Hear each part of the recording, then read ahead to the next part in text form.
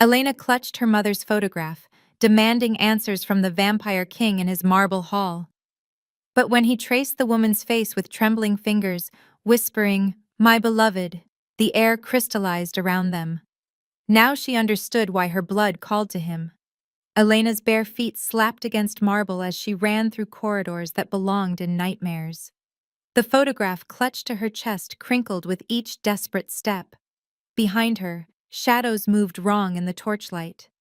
She burst through obsidian doors into the throne hall, where marble columns stretched into darkness and the scent of old roses mixed with iron. The vampire king sat motionless on his throne carved from black stone. His pale hands rested on the armrests, like marble sculptures. Around him, lesser vampires in midnight velvet turned to watch her entrance. Their eyes glittered like broken glass. Elena held up the faded photograph. Her mother smiled from the image, young and radiant in a white dress. The same image she had carried for 20 years, the only memory of a woman who died giving birth to her. But now she knew why the mansion's private chambers displayed an oil painting of Isabella Martinez in that exact pose. Why the vampire king had stared at Elena with recognition when they first met. Why her reflection flickered in mirrors. The vampire king's composure cracked. His fingers tightened on the throne. This woman, Isabella, she bore my mark. She was my chosen. The court went silent. Even the torches seemed to stop flickering. Elena's heart hammered against her ribs. "Then that makes you my father." The words hung in crystallizing air. Now please take a moment and subscribe to our channel and comment where you are watching from and what time is it. It is always fascinating to see where these stories get all around the world. Thank you. Every vampire in the hall drew breath. The vampire king rose from his throne for the first time in decades. Impossible. But as Elena stood there clutching her mother's photograph, power hummed in her veins like electricity. The air around her began to shimmer. Light poured from beneath her skin. Every vampire in the hall dropped to their knees as Elena's hybrid heritage blazed to life, painting the marble in silver fire. The private chambers felt smaller in daylight. Elena sat on the edge of a velvet chair, staring at her hands. They looked ordinary now, human. The vampire king paced by tall windows draped in heavy curtains. Dust motes danced in thin streams of filtered light. "Your mother came to me willingly. The bonding ritual requires consent from both souls." Elena pulled her mother's journal closer. She had found it hidden behind a loose stone in the chamber wall, wrapped in oiled cloth. The pages smelled of lavender and secrets. Isabella's careful handwriting filled every page with observations about vampire society, sketches of court politics, and growing concerns about missing humans. "Half-bloods are forbidden," Elena said, reading from the journal. "The penalty is death." The vampire king stopped pacing. His reflection was absent from the mirror-lined walls, but Elena's flickered between solid and translucent. "She's not an abomination. She's a miracle." But his voice carried doubt. Elena turned a page and froze. Her mother had drawn diagrams of the council chambers, marked with names and arrows showing power structures. At the bottom of the page, in urgent scrawl, Isabella had written, "They're taking humans. The feeding grounds are slavery rings. I have to stop this." The journal trembled in Elena's hands. She pressed her palm to the paper, and the world exploded into vision. Blood pounded behind her eyes. She was her mother, running through midnight streets with evidence tucked in her coat. Fear tasted like copper. Behind her, footsteps echoed. Not one pursuer, but 3. Elena gasped, and the vision shattered. Her mother hadn't died in childbirth. Isabella had been murdered 20 years ago, and someone had covered it up. Mirror shards scattered across the training chamber floor like fallen stars. Elena stood in the center of the destruction, power crackling around her fingers. The vampire king observed from the doorway, his expression unreadable. Your mother's blood runs hot, but your father's runs eternal. Lady Morgana stepped carefully through the debris. She was elegant in the way of old vampires, with silver hair and eyes like winter sky. The combination makes you volatile. Elena tried to pull the energy back inside herself. It felt like trying to hold lightning. The mirrors had exploded when she attempted a simple levitation exercise. Now, every reflective surface in the chamber showed fractures. Her image split into a dozen fragments. We need to work on control, Morgana continued. Someone wants you dead before you learn the truth. The words sent ice through Elena's veins. What truth? But before Morgana could answer, shadows moved wrong in the corner of the room. Elena spun as a figure in black leather materialized from the darkness. Silver flashed. Elena threw her hands up instinctively, and power erupted from her palms. The assassin's dagger met her energy shield and disintegrated. The attacker stumbled backward, clutching his chest. Blood seeped between his fingers. Then he collapsed. Elena rushed forward, but the assassin was already dead. His eyes stared sightless at the ceiling. Only a silver dagger remained where he had fallen, its blade engraved with symbols Elena didn't recognize. But Morgana did. She picked up the weapon with reverence and dread. "Elder marks," she whispered. "The Council of Elders has already passed judgment." Cold stone pressed against Elena's back as she crouched in the secret passage behind the council chambers. Through gaps in the ancient masonry, she could see Elder Cassius pacing before the assembled council. His voice carried the weight of centuries and the chill of winter graveyards. "The girl is proof of your weakness, my king." The vampire king sat rigid in the defendant's chair. Chains of silver wrapped his wrists, though Elena knew he could break them if he chose. He was submitting to their authority, playing by rules that would see her dead. "She is proof of my humanity." The king's voice never wavered. Elder Cassius laughed, a sound like breaking glass. "Humanity is what we left behind when we chose eternity. The abomination law exists for good reason. Hybrid creatures are unpredictable, uncontrollable. They threaten the natural order. Then I invoke my right to a trial of heritage." Elena pressed closer to the gap. The council members shifted in their high-backed chairs. Ancient law allowed for such trials, but they hadn't been used in centuries. If Elena could prove her worth to vampire society, they would have to accept her. But if she failed, the execution would be public. Elder Cassius smiled, revealing fangs like ivory daggers. "Very well. But know that your precious half-breed is already being watched.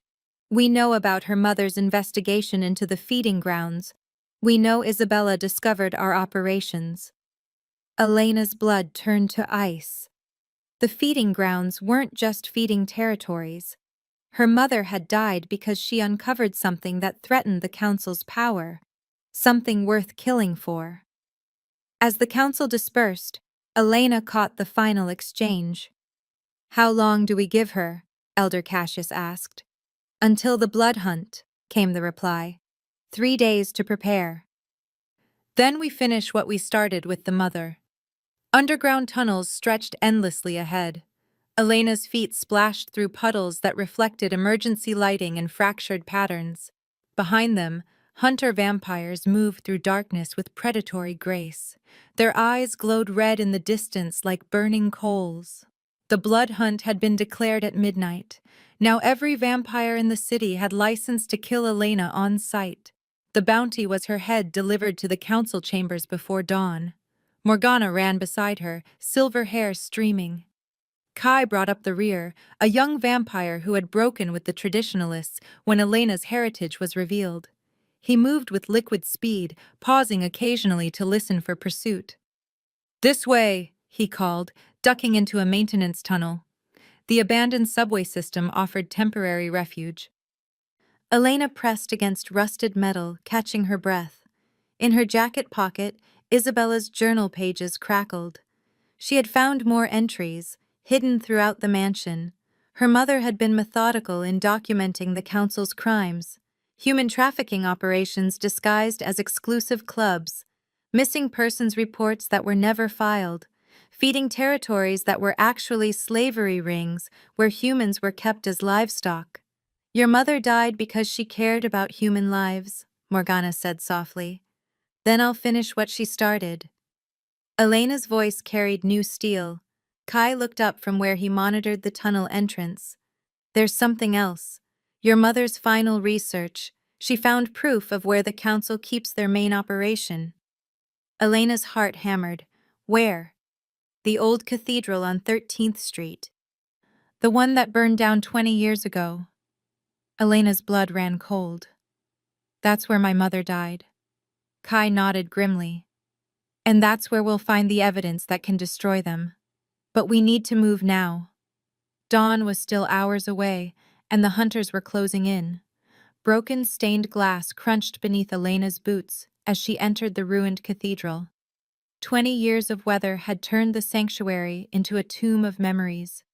Charred pew remains jutted from the floor like broken teeth. Above them, dawn light filtered through gaps in the collapsed roof. But the cathedral wasn't empty. Hidden beneath debris and fallen masonry, Isabella's final research station waited. Elena's mother had chosen this place for a reason. Holy ground meant nothing to vampires, but the symbolism mattered. This was where she had made her stand against monsters. Elena found the cache behind the altar. Waterproof cases held photographs, financial records, shipping manifests, and witness testimonies. Everything needed to expose the council's human trafficking empire. The feeding grounds weren't just territories. They were international operations worth millions. Humans were bought, sold, and transported like cattle to vampire courts worldwide. Your mother made you to be our salvation or our destruction, Morgana said from the cathedral entrance. Elena spun. Morgana stood silhouetted against the rising sun, but she wasn't alone. Hunter vampires flanked her on both sides, their red eyes fixed on Elena. She made me to choose. Elena's heart shattered and rebuilt itself in the same instant. Morgana had been reporting to Elder Cassius all along.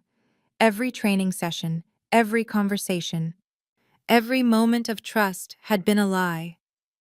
I'm sorry, Morgana whispered, but change costs too much.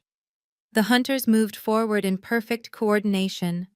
Elena clutched her mother's evidence and felt power rise in her chest. Light poured from her skin as hybrid heritage blazed to life. The cathedral filled with silver fire as Elena prepared to make the same choice her mother had made 20 years ago. She would fight for the truth, even if it killed her. The safe house candles flickered as Elena spread Isabella's evidence across the table. Photographs of human captives stared up at her with hollow eyes. Shipping manifests detailed transport routes between vampire territories. Financial records showed payments worth millions flowing through council accounts. Kai studied the documents while keeping watch at the boarded windows.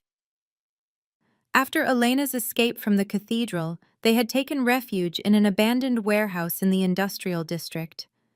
Morgana's betrayal had shattered their original network, but new allies emerged from unexpected places.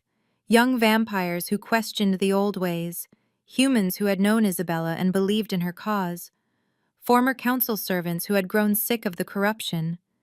You're not just fighting for your life anymore, Kai said quietly. You're fighting for theirs. He gestured toward the photographs. Elena knew he was right. This was bigger than her heritage or even her mother's murder. The council had built an empire on human suffering, and she was the only one who could tear it down. Then I won't lose. Meanwhile, across the city, the vampire king sat under house arrest in his own chambers. Silver chains bound him to prevent escape, but his mind worked furiously. The council had moved against him the moment Elena fled. Elder Cassius now wore the regent's crown and issued orders in his name. But the king had allies too. Servants loyal to the old ways of honor. Guards who remembered when vampires protected the innocent instead of preying on them. Messages moved through the mansion in whispered conversations and meaningful glances. A resistance was building. The Grand Assembly was scheduled for tomorrow night. Every vampire of importance would attend.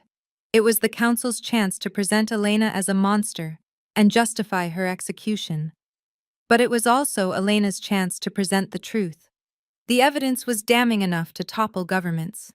But first, she had to survive long enough to use it. As midnight approached, Elena received word that made her blood freeze.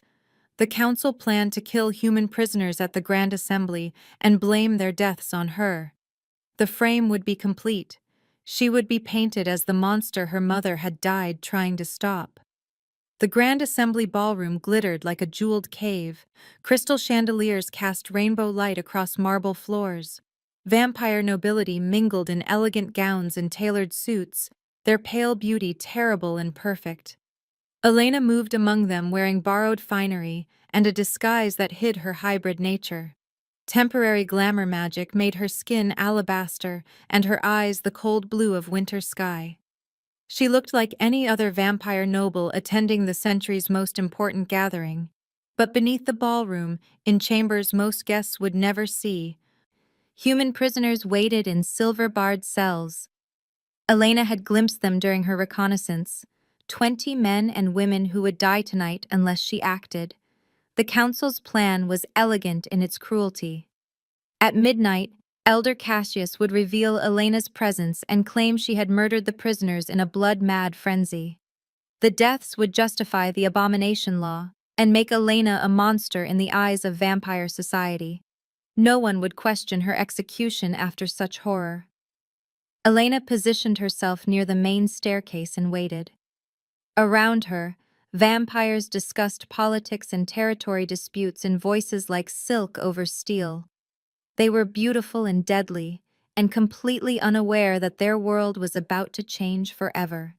At 11:30, the ballroom doors burst open.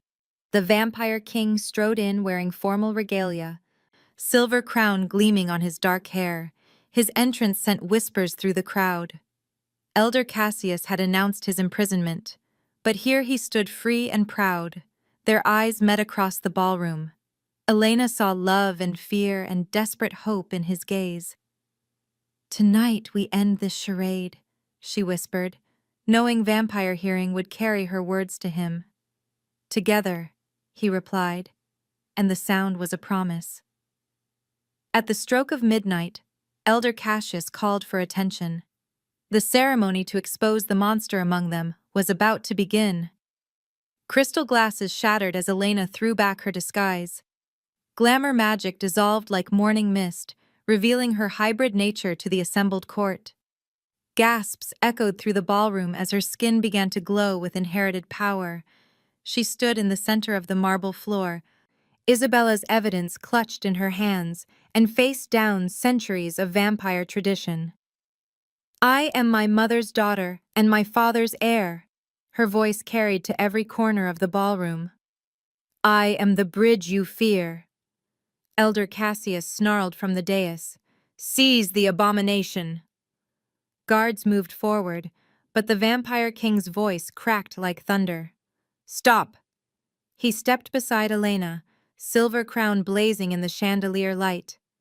"I claim her as my acknowledged heir and invoke her right to challenge this corruption." Elena raised her mother's photographs above her head. 20 years ago, Isabella Martinez died investigating the council's crimes. Tonight, you plan to murder innocents and blame me for their deaths, but I have proof of what you really are. She scattered the evidence across the marble floor. Photographs of captive humans, shipping manifests, financial records, witness testimonies. Every document told the same story. The Council of Elders had built their power on human trafficking and slavery. The assembled vampires stared at the evidence in growing horror. Some had suspected, but seeing the truth laid bare shattered their willingness to look away. Elder Cassius raised his hand, and shadows gathered around his fingers. "Enough. She dies now." Power erupted from his palm like black lightning. Elena threw up her own shield as silver fire met shadow magic in the center of the ballroom. The impact shattered windows and cracked marble columns. When the light faded, Elena stood unharmed while Elder Cassius stumbled backward. "And I claim my right to challenge this corruption," Elena repeated. Ancient law demanded trial by combat when accusations this serious were made against council members. Cassius could not refuse without admitting guilt. "Very well," he hissed. "The right of blood justice. At dawn, we settle this permanently." Dawn light streamed through the assembly's great windows as Elena faced Elder Cassius in the ritual circle. Marble benches surrounded the combat space where vampire law had been decided for 1,000 years. Every court member sat in witness. The rules were simple: single combat until death or surrender. No weapons except those gifted by bloodline. Elena's hybrid nature gave her access to both vampire speed and human intuition. But Cassius had centuries of experience and power drawn from countless victims. They circled each other like wolves.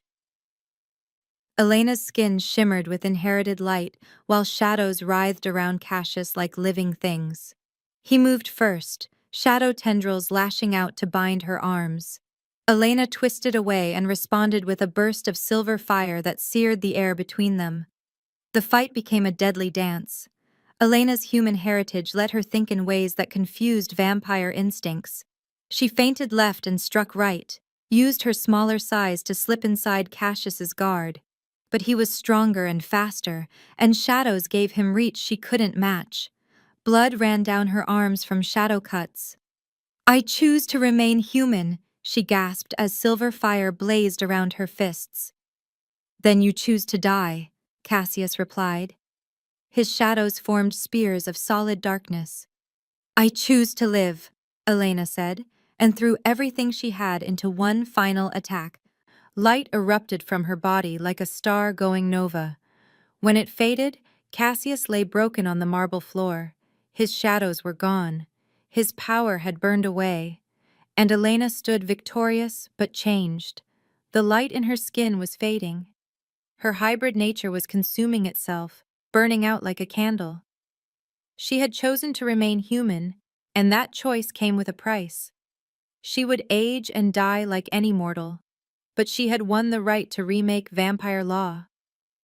As the assembly watched in awed silence, Elena helped Elder Cassius to his feet. He was powerless now, just another vampire facing justice for his crimes. "Your trafficking operations are over," she said. "Your victims will be freed, and vampire law will protect the innocent." The renovated council chambers buzzed with voices speaking a dozen languages as Elena reviewed reports from around the world. Sunlight streamed through windows that had been sealed for centuries, warming mahogany tables where humans and vampires sat side by side. The new council included representatives from both species, their combined perspectives reshaping policies that had remained unchanged for millennia. Maria Santos, a human rights lawyer who had survived one of the trafficking rings, spread photographs across the table. "These are the last 3 facilities we've identified in Eastern Europe, but the local vampire lords are resisting our jurisdiction." Elena studied the images. Children stared back at her with haunted eyes. The council's network had been vast, tentacles reaching into every major city. Dismantling it required patience and careful coordination with human law enforcement. "Change doesn't end with one victory," Elena said, marking locations on their operational map. "Then we keep fighting," replied Marcus, a young vampire who had joined their cause after witnessing the assembly revelations. His enthusiasm reminded Elena of herself a year ago, before she learned that victory came with endless responsibility. The vampire king entered carrying diplomatic pouches marked with official seals. He had abdicated his throne but remained Elena's closest advisor in navigating supernatural politics. His pale features showed strain. "These arrived from the European Vampire Covenant this morning." Elena opened the first envelope and her blood chilled. formal declarations of non-recognition covered in elaborate script.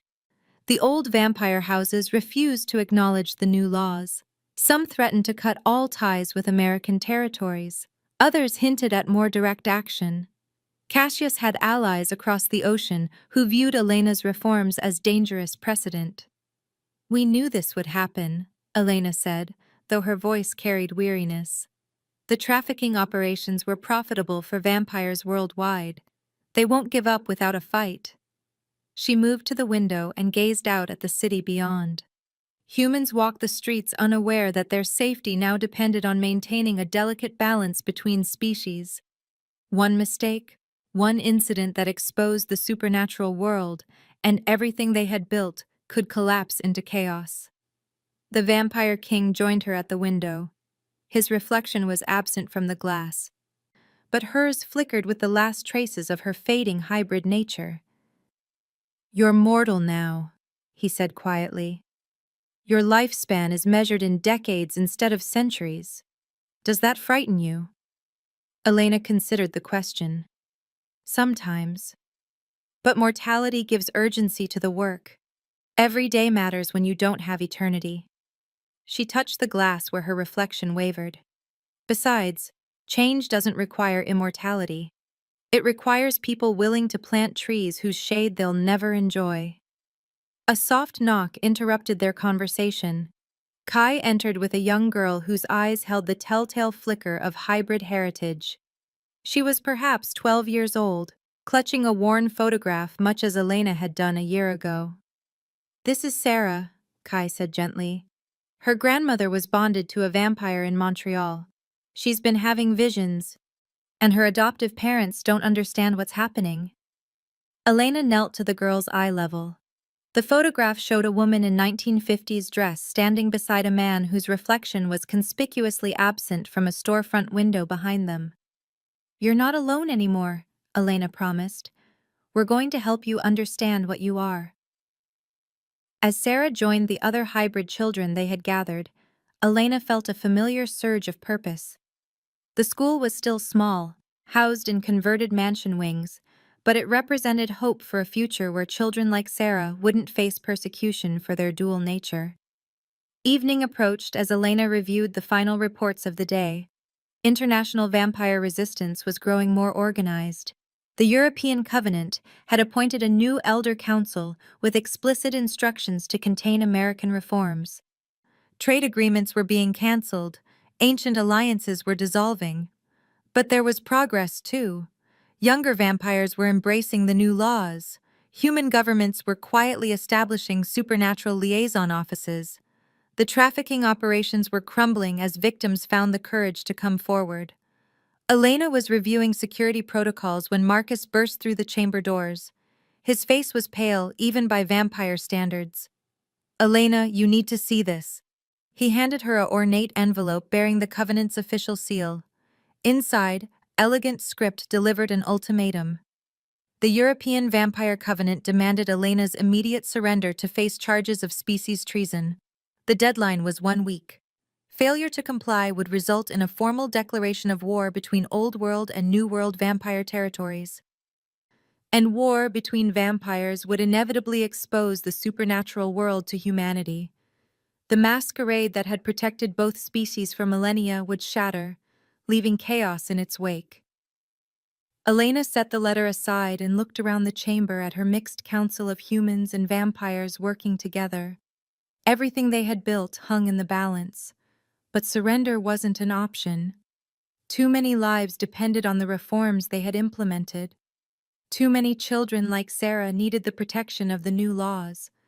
She would find another way. She always did. Spring flowers covered Isabella's grave in waves of color that shifted with the morning breeze. Elena knelt beside the marble headstone, placing fresh roses among the daffodils and tulips left by others who remembered her mother's courage. 1 year had passed since the Assembly revelations, and the world continued to change in ways both wonderful and terrifying. "Mom, I finished what you started," Elena whispered to the stone. "And now I'm starting something new." The reformed mansion behind her buzzed with activity as hybrid children attended morning classes. Their laughter carried across the grounds, a sound that would have been impossible under the old laws. Elena had established the school 6 months ago when it became clear that her example was inspiring other mixed unions between species. The children ranged in age from 5 to 16, each struggling to understand abilities that made them bridges between human and vampire worlds. Sarah had become something of a leader among them, her early arrival giving her status as Elena's first student. The girl had learned to control her visions and was helping newer students navigate their emerging powers. Teaching them gave Elena purpose beyond politics and international crises. These children were the future she and her mother had fought to create. The vampire king approached through the cemetery gates, carrying a small bundle wrapped in soft blankets. He moved with careful grace, his immortal strength carefully controlled around such fragile cargo. Elena smiled as he joined her beside Isabella's grave. "How is she this morning?" Elena asked, accepting the bundle with practiced ease. "Growing stronger every day," he replied. His voice carried wonder that still surprised him after all these centuries. The baby in Elena's arms was barely 2 months old, but her eyes already held the telltale flicker of hybrid heritage. Isabella Rose Martinez, named for her grandmother and the flowers that surrounded her grave, she represented everything the old council had feared and everything the new world promised. Elena had discovered her pregnancy just as the European crisis was escalating. The timing was terrible and perfect. Another bridge child, born into a world still learning to accept them. The baby's existence gave both their enemies and allies pause. Even the European Covenant hesitated to declare war on a nursing mother whose child embodied the future of vampire-human relations. "She's beautiful," Elena murmured, studying her daughter's tiny features. The baby's skin held the faintest luminescence, visible only in certain light. Her heartbeat was stronger than purely human children, her reflexes already showing supernatural enhancement. But she would face choices Elena never had. She would grow up knowing her dual nature instead of discovering it through trauma and loss. Together, Elena and the Vampire King walked back toward the mansion. The building itself had transformed over the past year. Ancient halls now echoed with children's voices instead of whispered conspiracies. Sunlight was welcome in rooms that had been sealed in darkness for centuries. The throne room had been converted into a library where hybrid children could research their heritage without shame or fear. Gardens bloomed where courtiers once plotted assassinations. As they reached the mansion's front steps, Elena paused to look back at her mother's grave. Isabella had died believing she was fighting a hopeless battle against impossible odds. But her sacrifice had planted seeds that were still growing. The trafficking operations were nearly dismantled worldwide. Vampire law now protected the innocent instead of exploiting them. Hybrid children had safe places to learn and grow. The European Covenant still posed threats, and international politics remained treacherous. Elena's mortality meant she had perhaps 50 years to secure the changes they had fought to implement. But looking at her daughter's peaceful face, Elena felt hope outweighing fear. Change was never the work of a single generation. It required people willing to plant trees whose shade they would never enjoy, willing to build foundations for houses they would never live to see completed. Elena had finished her mother's work and begun something new. Isabella Rose would continue it in ways Elena couldn't imagine. And perhaps her granddaughter would complete what they had started. Inside the mansion, Elena placed a new photograph beside her mother's portrait.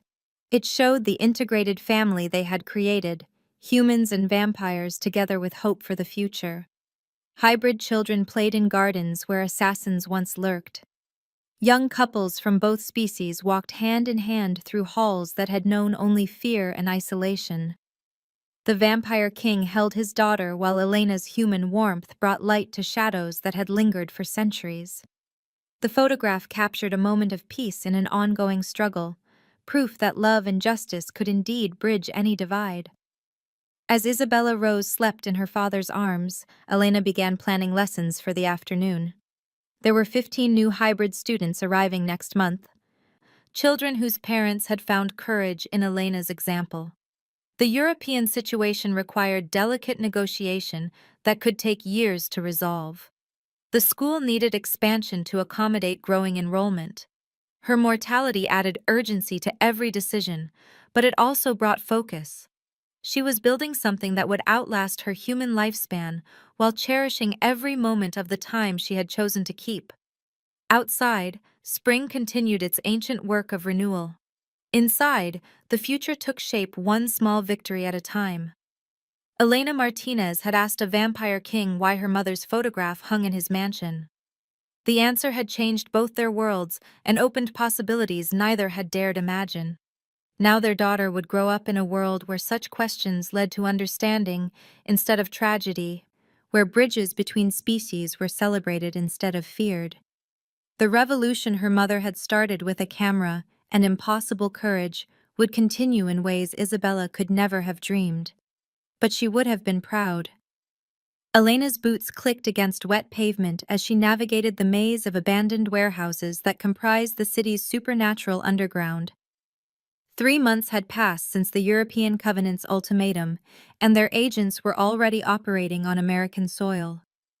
She clutched intelligence reports detailing vampire safehouses being raided, hybrid children disappearing from protective custody, and allies vanishing without trace. The Covenant wasn't waiting for her surrender. They were dismantling everything she had built piece by piece. Kai emerged from the shadows of a loading dock, his usual confidence replaced by grim urgency. "They hit the Montreal facility last night," he reported, "took 12 children and left 3 dead. The local authorities are calling it a gas explosion." Elena's jaw tightened. Sarah had cousins in that facility. The girl was already struggling with nightmares about her visions intensifying. This news would devastate her. "How many safe houses do we have left?" Elena asked. Kai consulted his encrypted tablet. 17 confirmed secure. Maybe 20 if the ones in radio silence are still operational. But Elena, they're not just hitting facilities, they're targeting the children's families. Human parents who took in hybrid kids are being murdered and made to look like accidents. The strategy was brutally efficient. The Covenant knew Elena's greatest weakness was her inability to ignore innocent suffering. They were forcing her to choose between surrender and watching everything she had built burn around her. Inside the warehouse, Elena's war council had assembled around tables covered in tactical maps and surveillance photos. Marcus coordinated communications with remaining safe houses, while Dr. Chen, a human geneticist who studied hybrid physiology, reviewed medical files of missing children. The Vampire King stood before a wall of photographs showing the disappeared. His immortal composure couldn't hide the fury burning behind his eyes. 23 children confirmed taken, he reported. Ages 6 to 16. The Covenant is holding them at undisclosed locations across 3 countries. Elena studied the faces staring back from the photos.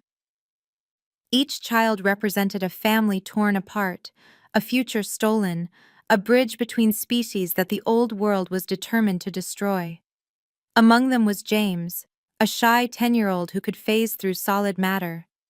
Maria, a teenager whose empathic abilities let her calm both humans and vampires. David, barely 8, whose precognitive flashes had already saved dozens of lives.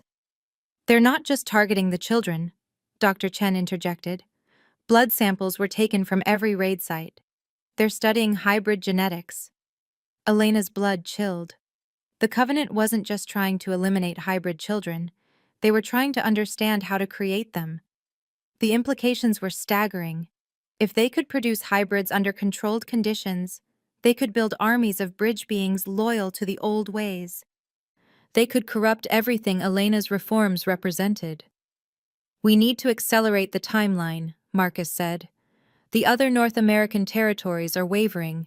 If we can't protect the children, they'll start making separate peace with the Covenant. Elena moved to the communications station where messages from around the world painted a picture of growing crisis. The Asian vampire houses had declared neutrality, effectively abandoning Elena's coalition. South American territories were demanding proof that the new laws could survive international pressure. Even progressive vampires who had supported the reforms were beginning to question whether the cost was too high. Then we give them proof, Elena said. She turned to face the assembled council. The Covenant thinks they can force my surrender by targeting innocents. They're wrong. We're going to rescue every single child they've taken, and we're going to do it in a way that shows the world exactly what the old ways really represent. The Vampire King stepped beside her. That's suicide, Elena. They have centuries more experience and resources we can't match. Elena smiled, but it held no warmth. They also have something we don't. Arrogance. They think they understand what hybrid children can do because they've read reports and studied blood samples, but they've never tried to hold bridge beings who don't want to be held. She gestured toward the photographs on the wall. Every one of those children has abilities the Covenant has never encountered. James can walk through walls. Maria can influence emotions across species barriers. David can see attacks coming before they happen. Put them together in the same facility. And you don't have prisoners. You have a rescue team waiting for the right moment to act. Understanding dawned in Kai's eyes. You want to let them take more children. Let them concentrate the hybrids in fewer locations. Not let them, Elena corrected. Help them. She moved to a map showing Covenant operation sites. If we can identify their main holding facility, we can turn their own strategy against them. But it means putting more children at risk.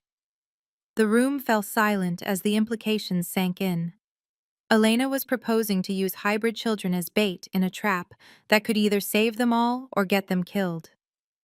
Dr. Chen was the first to speak. The psychological trauma alone could cause permanent damage. These children have already been through hell. Elena nodded gravely. I know, but leaving them in Covenant hands guarantees worse than trauma. It guarantees they'll never see their families again, and it guarantees the old ways will spread back across the world like poison. She looked around the room at faces that had become her family over the past year. I won't make this decision alone. We vote. Anyone who can't live with the risk can walk away now. No judgment, no consequences. Nobody moved. Marcus was the first to raise his hand in agreement. The Vampire King followed, then Kai, then Dr. Chen. One by one, every member of Elena's council committed to a plan that could save or damn everything they had fought for. The rescue operation would require precision timing, perfect intelligence, and luck they couldn't count on. But it was their only chance to prove that the new ways were worth defending. As dawn approached, Elena stood alone in the warehouse looking at photographs of missing children. Each face represented a choice she was making for them, a risk she was taking with lives that weren't hers to gamble. Isabella Rose slept peacefully in her carrier beside Elena's chair, unaware that her mother was planning something that could leave her orphaned. But Elena thought of her own mother's sacrifice, of Isabella Martinez running through midnight streets with evidence that could save lives. Some fights were worth any risk. Some bridges were worth building even if you died laying the foundation. The European Covenant was about to learn what happened when they threatened Elena's family, and the world was about to discover what hybrid children could accomplish when they stopped hiding and started fighting back. Elena placed her hand over her daughter's sleeping form and made a silent promise. She would rescue every taken child. She would prove that the new ways could protect the innocent. And she would build a world where Isabella Rose could grow up without fearing persecution for her heritage. The war for the future of vampire-human relations was about to begin in earnest. Elena pressed her face against the cold concrete wall of the abandoned subway tunnel, listening to footsteps echo from 3 different directions. The blood hunt had been declared at midnight, exactly as Elder Cassius had planned, and now every vampire in the city could legally kill her for the bounty on her head.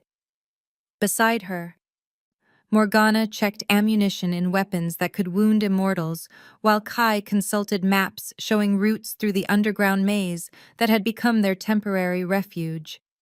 The scent of old subway systems mixed with something worse, the metallic tang of spilled blood that meant other hunted beings had passed this way recently. "Your mother died because she cared about human lives," Kai whispered, his young face grim with knowledge that aged him beyond his apparent years. "Then I'll finish what she started," Elena replied, clutching the research documents they had salvaged from her mother's hidden safe house. Isabella's investigation into the feeding grounds had revealed a network of human trafficking that stretched across continents, with the Vampire Council profiting from modern slavery rings disguised as exclusive clubs. The evidence was damning enough to topple governments, but only if Elena survived long enough to present it. Through the tunnel entrance, red eyes glowed in the darkness. Hunter vampires moved with predatory grace, their enhanced senses tracking traces of Elena's hybrid blood through the labyrinthine underground. She could feel their hunger like pressure against her skin, ancient creatures who had spent centuries perfecting the art of the hunt. These weren't courtiers or politicians. These were killers unleashed by the Council's formal declaration. Morgana gestured toward a maintenance passage that led deeper into the city's forgotten infrastructure. The tunnels connected to steam systems, electrical conduits, and water mains that honeycombed the urban foundation. If they could reach the old cathedral district, they might find sanctuary and consecrated ground that even vampires hesitated to violate. But the journey required passing through territory controlled by vampire lords who would sell Elena's location for council favor. As they moved through narrow passages, Elena's newfound abilities flickered unpredictably. Her shadow walking allowed brief phases through solid matter, but the power drained her quickly and left her vulnerable. Her enhanced senses picked up conversations through walls, heartbeats through floors, the whispered plans of enemies tracking her movement. But she couldn't control when the abilities manifested, making them as dangerous as helpful. Kai led them through a junction where 5 tunnels converged, his intimate knowledge of the underground proving invaluable. He had spent decades helping supernatural refugees escape persecution, building networks that the Council had never suspected existed. His maps showed safe houses, hidden caches of supplies, and routes that avoided the most dangerous hunting grounds. But even Kai's expertise couldn't eliminate all risks. They emerged into a wider space that had once been a subway platform, now claimed by the city's homeless population, who existed in the spaces between human and vampire awareness.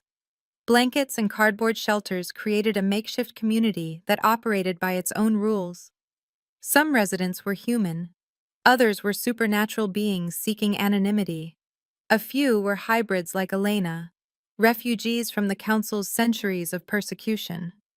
An elderly woman approached Elena with recognition flickering in her eyes. "You're Isabella's daughter," she said quietly. "I knew your mother when she was investigating the disappearances. She helped my grandson escape before they could take him to the feeding grounds." Elena knelt beside the woman, whose weathered hands held memories of loss that resonated with Elena's own grief. "How many people did the council take?" Elena asked. The woman's eyes hardened. "Thousands over the years. Young humans with no families to report them missing. Runaways and addicts who wouldn't be believed if they talked. The clubs were recruitment centers disguised as exclusive entertainment venues. Your mother documented everything before they silenced her." She produced a worn photograph showing Isabella Martinez standing outside a building Elena recognized from the research files. The Crimson Rose, one of the most prestigious nightclubs in the city, was actually a front for the council's trafficking operation.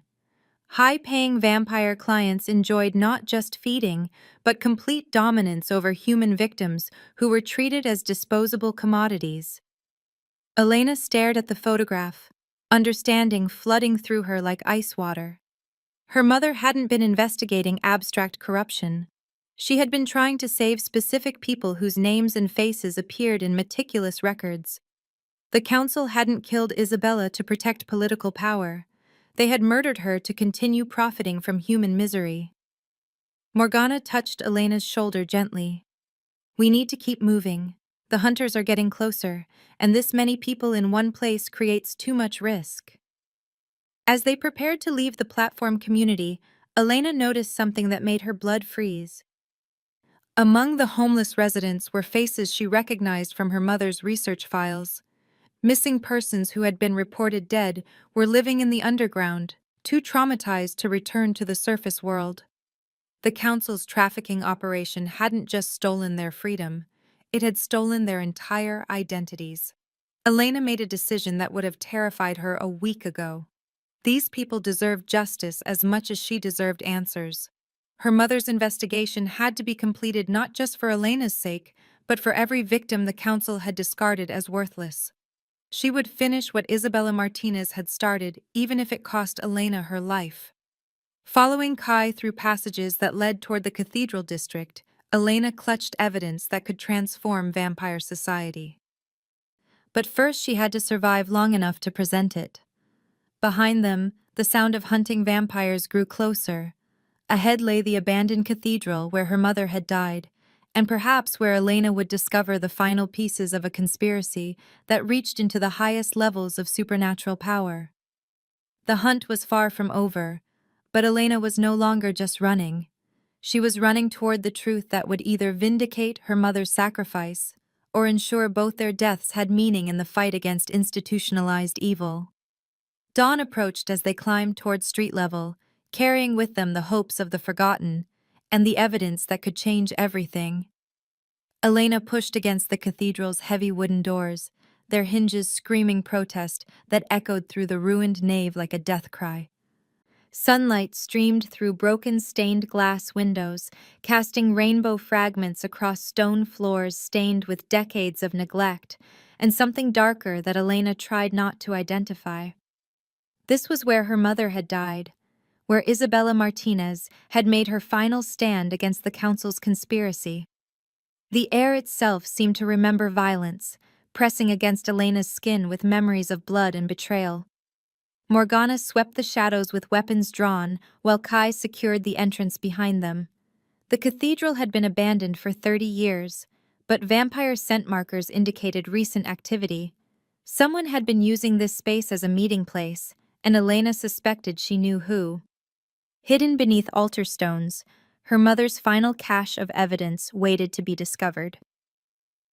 But so did the trap that Elder Cassius had spent months preparing. Your mother made you to be our salvation or our destruction, Morgana said quietly, watching Elena approach the altar where bloodstains marked Isabella's final moments. She made me to choose, Elena replied, kneeling beside stones that had been carefully disturbed and replaced. Her enhanced senses detected hidden compartments beneath the altar, spaces where her mother had concealed documentation that the council had never found. The evidence Elena sought was here, waiting to either vindicate Isabella's sacrifice or condemn them both. As Elena pried up altar stones with strength inherited from her vampire heritage, Kai called out from the cathedral entrance. We have company, multiple vehicles approaching from 3 directions. They know we're here. Elena's hands worked frantically to access her mother's hidden files while her mind calculated escape routes that didn't exist. The cathedral stood on elevated ground with clear sightlines in every direction. There was nowhere to run, nowhere to hide. The hunt had led them exactly where the council wanted them to be. Inside the hidden compartment, Elena found photographs that made her stomach lurch. The feeding grounds weren't just trafficking centers. They were research facilities where the council conducted experiments on hybrid children, studying the genetic factors that created bridge beings between species. Her mother had documented medical procedures, genetic sampling, and breeding programs designed to create controllable hybrids loyal to vampire authority. The evidence was overwhelming and damning, but it came with a revelation that shattered everything Elena thought she knew about her own existence.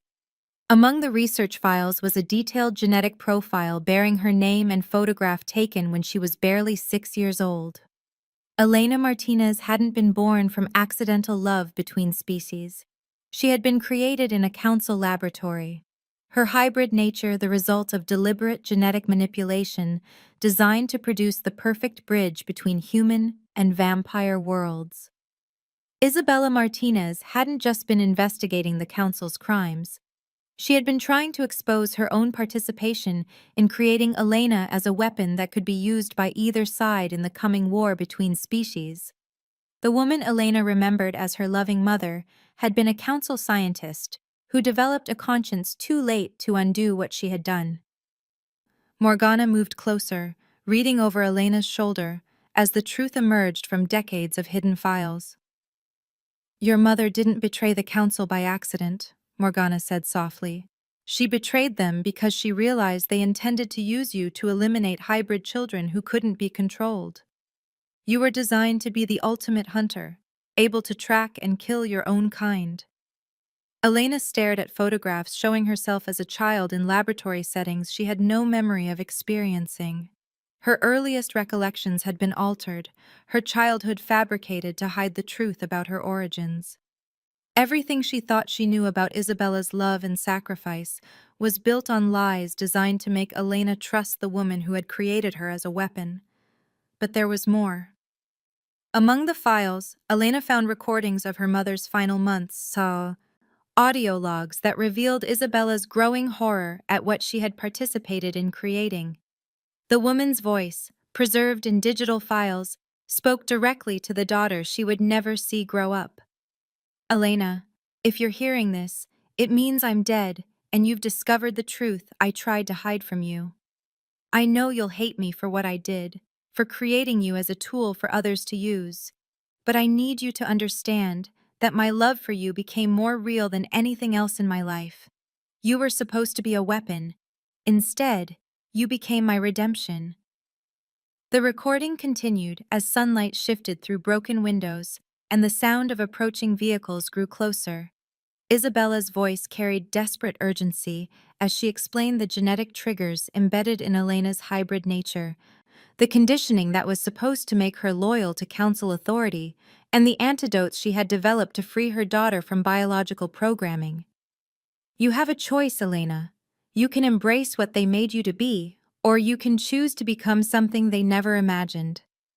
The power to destroy hybrid children is also the power to save them. The decision is yours, and I pray I taught you enough about love to choose correctly." Elena clutched the recordings as footsteps echoed through the cathedral entrance. Elder Cassius entered with a squad of hunter vampires, their eyes reflecting satisfaction at cornering their prey in the perfect location.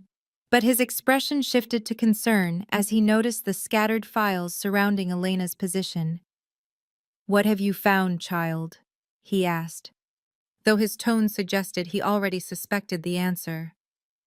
"I found the truth," Elena replied, standing beside the altar where her mother had died. "I know what I am, what you made me to be, and I know what I choose to become." The files scattered around Elena contained evidence of the council's crimes spanning centuries, but they also contained something more dangerous. They contained the location of every remaining hybrid child, the genetic triggers that could control or kill them, and the research necessary to create an army of bridge beings programmed for absolute loyalty. Elder Cassius had allowed Elena to find this evidence because he expected her conditioning to activate, transforming her from rebel into the perfect weapon he had spent decades developing. But Isabella's love had been stronger than council programming, and Elena's choice would reshape the supernatural world in ways no one could predict. Morgana raised her weapons as hunter vampires surrounded the altar, but Elena gestured for her to stand down. The time for running was over. The time for truth had begun. And the cathedral where Isabella Martinez had died was about to witness either Elena's surrender to her programmed nature or her final transformation into something the council had never intended to create. The sun reached its zenith as Elena faced the vampire who had orchestrated her creation, and her mother's death, carrying evidence that would either damn them both or change everything. Elena pulled Isabella's research files against her chest as Elder Cassius descended the cathedral steps, his ancient eyes reflecting centuries of calculated patience finally reaching fruition. Hunter vampires flanked him on both sides, their movements precise and predatory, but Elena noticed something in their positioning that spoke to deeper strategy.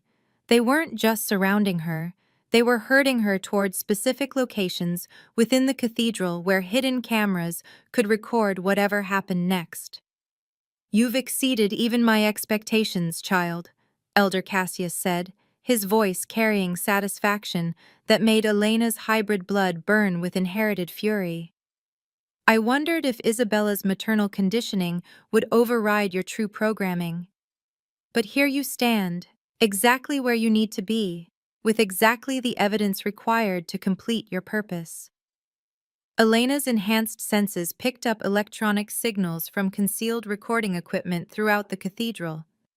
This wasn't just a confrontation. It was a performance being broadcast to vampire authorities worldwide. The council intended to use whatever happened here as justification for policies that would reshape supernatural society. Morgana shifted beside Elena, her weapons trained on the nearest hunters, but Elena could smell her advisor's fear cutting through the cathedral's musty air. Morgana had suspected Elena's true origins, but hadn't understood the full scope of the council's manipulation. Even she was learning the depths of the conspiracy for the first time. Among the scattered research files, one photograph caught Elena's attention. It showed her as a child standing beside other hybrid subjects, their faces blank with artificial conditioning that had been programmed into their developing minds. Most of those children were dead now, eliminated when their usefulness expired.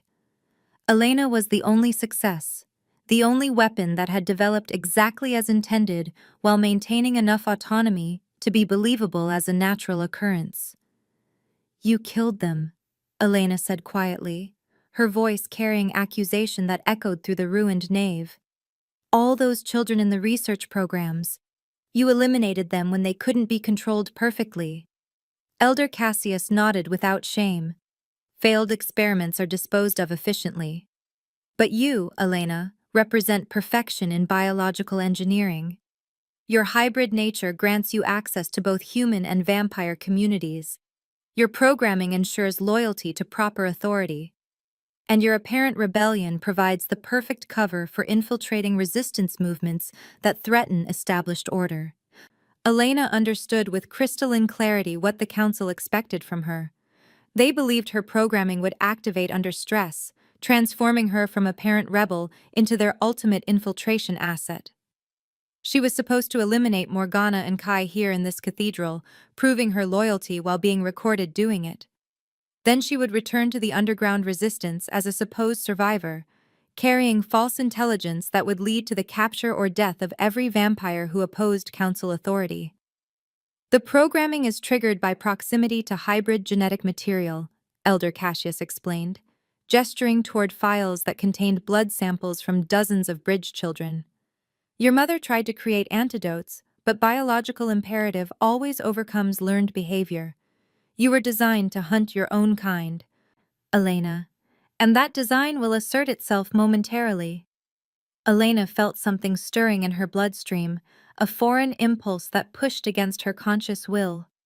The genetic triggers Isabella had tried to neutralize were responding to chemical compounds released from the research files, engineered molecules that activated dormant conditioning through scent and proximity. Her vision began to shift, her enhanced senses focusing on Morgana and Kai with predatory intensity that felt completely alien yet undeniably part of her nature. But Isabella's love had been deeper than council programming. Among the research files, Elena found her mother's final gift: genetic modification formulas that didn't eliminate the conditioning but rather expanded it beyond the council's narrow parameters. Instead of hunting only hybrid children, Elena's triggered state would target any supernatural being who harmed innocents regardless of their species or authority. Elder Cassius had activated his perfect weapon, but Isabella had ensured that weapon would turn against its creators. Elena's transformation began as chemical triggers flooded her system, but instead of focusing on her allies, her enhanced senses locked onto the hunter vampires surrounding them. Centuries of feeding on unwilling humans had left psychic imprints that her modified programming read as threats to be eliminated. The genetic conditioning that was supposed to make her the Council's ultimate asset instead marked Elder Cassius and his hunters as targets worthy of destruction. "I choose," Elena said, her voice carrying harmonics that resonated through both human and vampire frequency ranges. Isabella's final modification had given Elena something the Council never intended: the power to choose which programming to embrace. Her hybrid nature responded to the decision by unleashing abilities that transcended anything seen in previous experiments. Shadow walking merged with enhanced strength, allowing Elena to phase through attacks while striking back with devastating precision. Her empathic senses, designed to track hybrid children, instead detected the emotional resonance of every victim the hunters had claimed over their immortal lifespans. She became justice incarnate, programmed by her mother's love to protect the innocent rather than serve authority. The cathedral erupted into supernatural combat, as Elena fought not just for her own survival, but for the vindication of every victim whose blood stained these ancient stones. Elder Cassius discovered that his perfect weapon had indeed been perfected, but not in the way he had intended. Outside, dawn light streaming through broken stained glass illuminated a battle that would determine whether Elena's choices could overcome the conditioning of her creation, whether love could triumph over programming, and whether the evidence scattered across the cathedral floor would expose the Council's crimes or become buried with the bodies of those who dared to seek justice. The hunt that had driven Elena to this place was ending, but her true purpose as a bridge between worlds was just beginning to emerge from the ashes of everything the Council had tried to make her become. Elena dragged herself through ventilation shafts that connected the cathedral basement to the old steam tunnel network, her shadow walking abilities finally stable enough to phase through obstacles without collapsing from exhaustion. The Vampire King's voice echoed through encrypted communications as Kai guided them towards safe houses scattered throughout the city's forgotten infrastructure. Behind them, the cathedral burned with supernatural fire that would consume all evidence of the battle that had nearly claimed Elena's life. The Council's false flag operation had backfired spectacularly when Elena's modified programming turned against its creators, but Elder Cassius had escaped with enough hunter vampires to regroup and plan their next assault. Through cracked smartphone screens, Elena watched news reports of vampire authorities worldwide declaring her a terrorist threat to supernatural stability. The footage from the cathedral had been edited to show only her attacking council members, with no context about their crimes or her mother's evidence. Public opinion in both human and vampire communities was turning against her, exactly as the council intended. She clutched hard drives containing Isabella's complete research while coordinating with resistance cells that had spent decades preparing for this moment.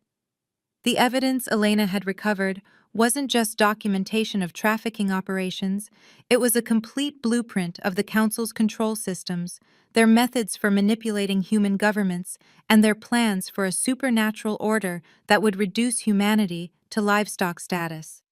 But presenting this evidence required reaching the Grand Assembly, where vampire law demanded that accusations against council members be heard before the entire supernatural community. Elena's allies were scattered across the city in hiding places that grew less secure by the hour.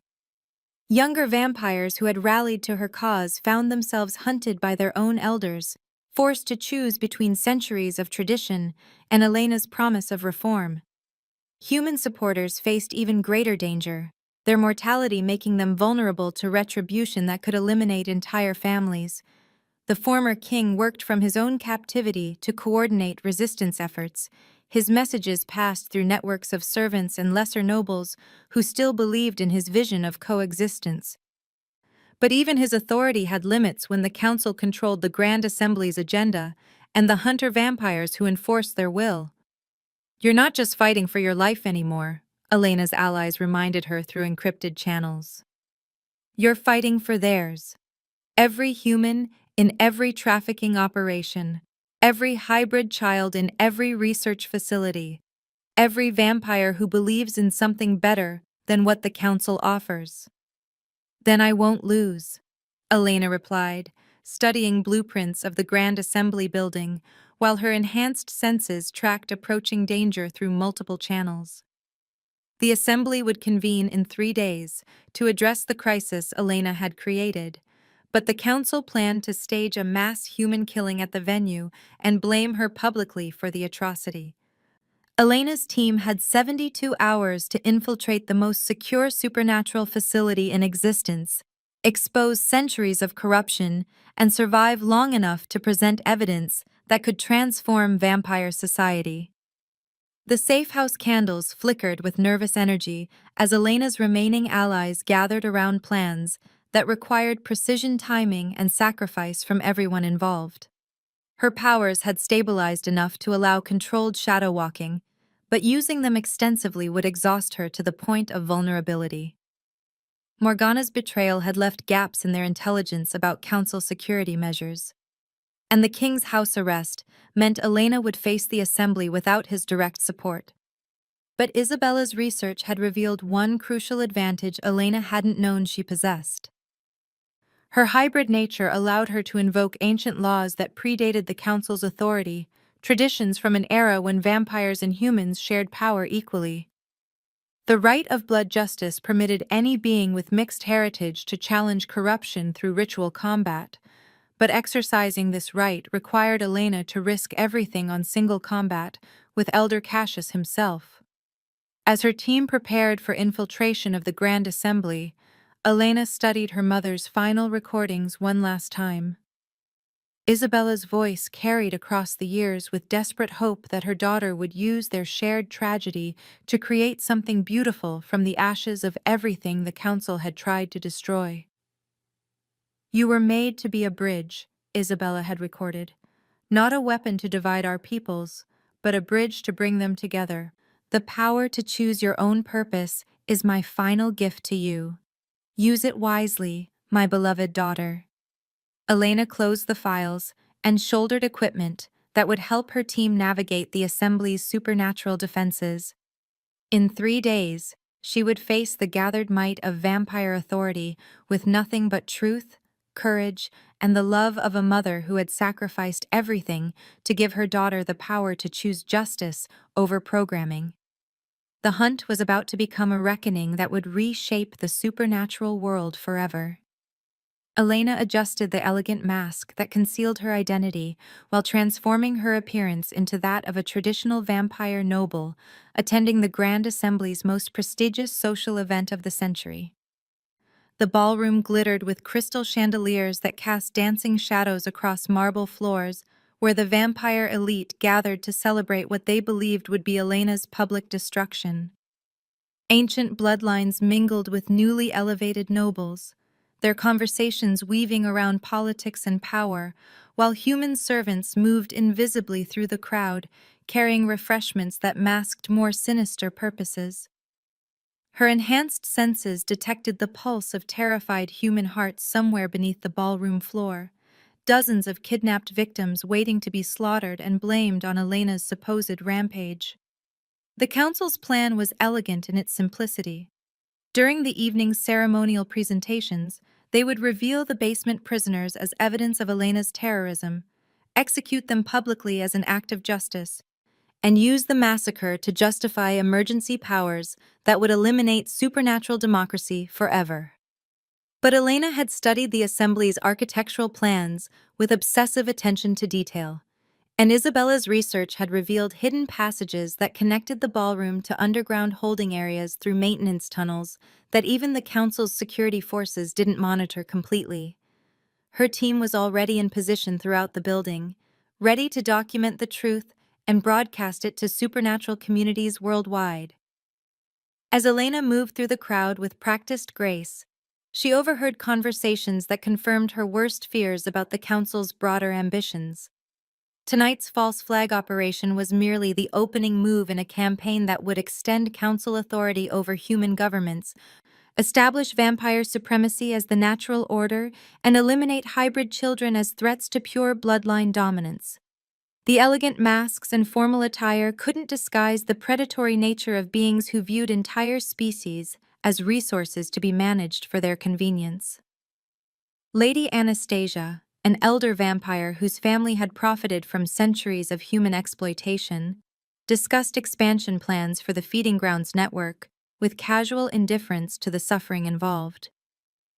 Lord Victor compared genetic research facilities to livestock breeding programs, his tone suggesting no meaningful difference between hybrid children and agricultural products. Elena's modified programming responded to their emotional resonance with cold fury that required all her self-control to contain. Near the ballroom's center stage, Elder Cassius prepared for ceremonies that would allegedly expose Elena as a monster while positioning himself as the savior of supernatural stability. His speech would invoke ancient laws and traditional values while systematically dismantling every protection that prevented vampire authorities from treating humans as disposable commodities. The Grand Assembly's democratic elements would be suspended indefinitely for emergency management of the crisis Elena had supposedly created. Through concealed communications, Elena confirmed that her allies had successfully accessed the basement holding areas and were documenting the prisoners' conditions while preparing extraction routes that would save as many lives as possible. The evidence they gathered would prove the Council's guilt, but only if Elena survived long enough to present it to the assembled supernatural community. The former vampire king entered through the ballroom's main doors, his arrival causing a stir among nobles who hadn't expected to see him outside his house arrest. His presence changed the evening's political dynamics, providing Elena with an ally whose authority still commanded respect even among his enemies. But his freedom also meant the council felt confident enough in their plan to allow him to witness Elena's destruction personally.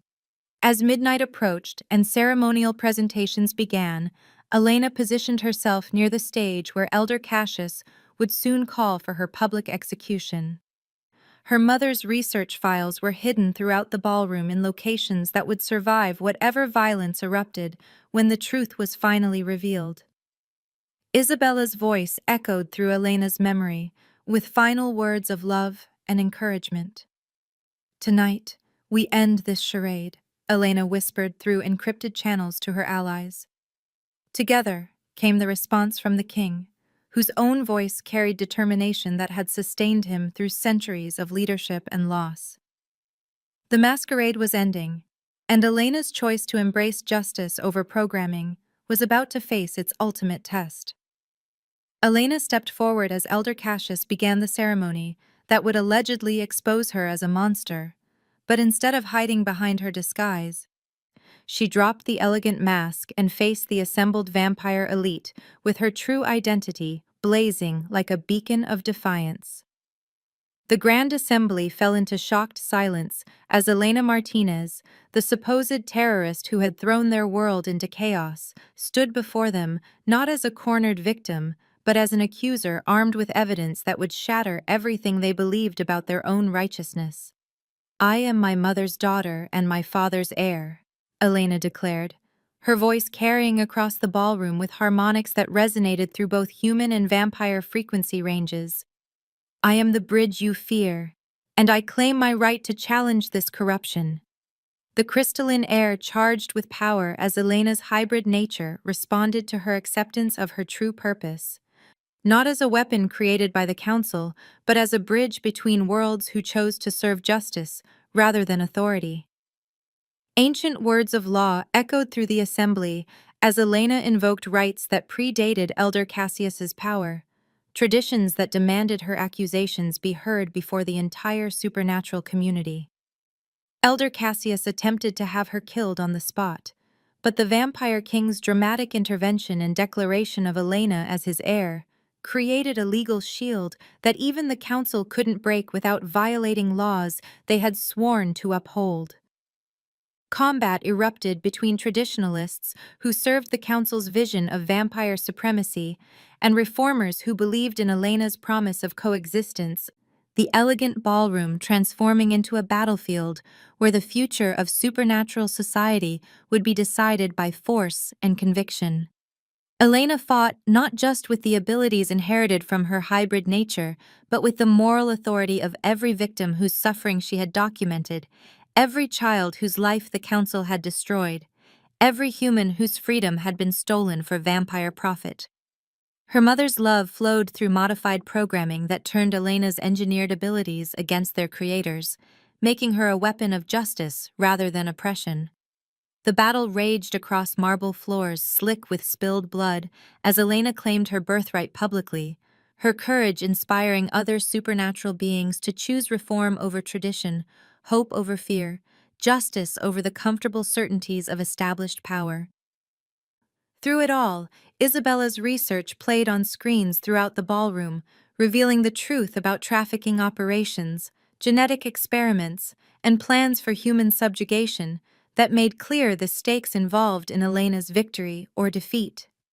As dawn approached, and the assembly's windows filled with natural light that had been forbidden in vampire gathering places for centuries, Elena stood surrounded by allies who had chosen to support her vision of a world where love could triumph over programming, where bridges between species could be built from understanding rather than domination. The Grand Assembly acknowledged her right to invoke blood justice, the ancient law that would settle the conflict between Elena and Elder Cassius through ritual combat, where only one would survive to shape the supernatural world's future. Elena faced Elder Cassius in the Assembly's ritual circle as dawn light streamed through windows that had been sealed against sunlight for centuries, her hybrid nature allowing her to fight effectively in conditions that weakened her purely vampire opponent. The duel combined physical combat with supernatural abilities, Elena's shadow walking and enhanced strength matching against Cassius's centuries of experience and political cunning translated into raw power that had dominated the supernatural world for generations. But Elena fought with advantages Elder Cassius couldn't match. Her connection to both human and vampire natures gave her access to abilities he had never encountered. Her mother's programming modifications turned her genetic conditioning into a weapon against those who harmed innocents, and her choice to embrace justice over authority armed her with moral certainty that transformed every strike into an act of righteous vengeance for victims who had never received justice. The combat exposed Cassius as Isabella's true killer, when Elena's empathic abilities detected the specific emotional resonance of his memories, his satisfaction at murdering the woman who had threatened his power structures. The revelation turned even some traditionalist vampires against him, as they realized the extent of his willingness to destroy anyone who challenged his authority. Elena's victory came at the cost of her immortality, as the ritual circle's ancient magic demanded a price for the justice she invoked. Her hybrid nature had always been unstable, a bridge between species that couldn't exist permanently in either world. Defeating Elder Cassius required her to burn out the vampire elements of her genetics, leaving her mortal but alive, while her opponent crumbled to dust under the weight of centuries of accumulated guilt made manifest through supernatural law. "I choose to remain human," Elena declared, as the assembly watched her transformation from hybrid weapon to mortal woman who had saved both their species from the council's vision of permanent subjugation. "Then you choose to die," Cassius had replied during their combat, unable to understand why anyone would surrender immortality for principle. "I choose to live," Elena had answered, her victory proving that some things were more valuable than eternal existence. The Grand Assembly stood in awed silence as Elena remained standing while her opponent fell, acknowledging her right to reform vampire law and establish new traditions based on coexistence rather than dominance. Her choice to embrace mortality rather than power created a template for others to follow, showing that bridges between species could be built through sacrifice and love rather than genetic engineering and political manipulation. As the sun rose over the assembly building, Elena held Isabella's research while surrounded by vampires and humans working together to create the new order her mother had died trying to establish. The hunt that had driven Elena through sewers and cathedrals had ended with her transformation from victim to victor, from weapon to bridge builder, from programmed asset to champion of justice, who proved that love could overcome any conditioning when given the power to choose freely. Elena stood in the renovated council chambers where sunlight now streamed through windows previously sealed against the day, working alongside progressive vampires and human representatives to dismantle the trafficking operations that had operated in darkness for centuries. 1 month had passed since her victory at the Grand Assembly, but the work of transformation was proving more complex than the battle that had made it possible. Her enhanced senses, now stabilized in her mortal form, helped coordinate rescue operations that freed victims from facilities across multiple continents, while her understanding of both human and vampire psychology bridged communication gaps that had prevented cooperation for generations. The new council Elena had established operated on principles of transparency and joint authority that challenged traditional vampire secrecy, but international supernatural powers viewed these reforms as threats to established order that had maintained stability for centuries. Messages from the European Vampire Covenant grew increasingly hostile as Elena's influence spread beyond her local jurisdiction, threatening wars that could expose the supernatural world to human scrutiny that both species had worked to avoid. The former vampire king had abdicated his throne in favor of the democratic structure Elena advocated, finding peace in supporting her vision rather than maintaining power that required him to enforce laws he no longer believed served justice. His relationship with Elena had evolved beyond the political alliance that had saved her life into partnership based on shared commitment to the future they were building together, despite the costs involved in transforming centuries of tradition. Elena's mortality added urgency to their efforts, as she realized her shortened lifespan meant training others to continue the work she had started, building institutions strong enough to survive her eventual death while flexible enough to adapt to challenges she couldn't foresee. The hybrid children emerging after her example would need guidance and protection from those who viewed them as abominations rather than bridges, requiring Elena to establish schools and support networks that could operate independently of her direct involvement. Change doesn't end with one victory, Elena told her allies as they prepared for challenges that would test their commitment to reform over the decades ahead. Then we keep fighting, came the response from vampires and humans who had learned to work together under Elena's leadership, their determination proving that the bridge she represented could be replicated and expanded through education and example rather than genetic engineering and political manipulation. The safe houses Elena had used during her flight from the blood hunt were being converted into centers for hybrid education and species cooperation, their hidden networks now serving hope rather than desperation. The evidence Isabella had died to preserve was being used to prosecute council members worldwide while establishing legal frameworks that protected both supernatural and human rights under systems of justice that recognized the dignity inherent in all conscious beings, regardless of their species or origin. As Elena received another threatening message from international vampire authorities, who refused to accept her reforms, she realized her victory had been only the beginning of a much larger struggle that would determine whether love and justice could indeed bridge any divide when given the institutional support and moral commitment necessary to transform ideals into practical reality. The hunt that had revealed her true nature was over, but Elena's work as a bridge between worlds was expanding into legacy that would outlive her mortal existence. Elena knelt beside her mother's grave as afternoon sunlight filtered through trees that had grown around the cemetery in the years since she had transformed vampire society through choice rather than programming. Fresh flowers replaced wilted ones, while her enhanced but mortal senses detected the peaceful silence that had replaced the constant danger she had lived with throughout her battle against the council's corruption.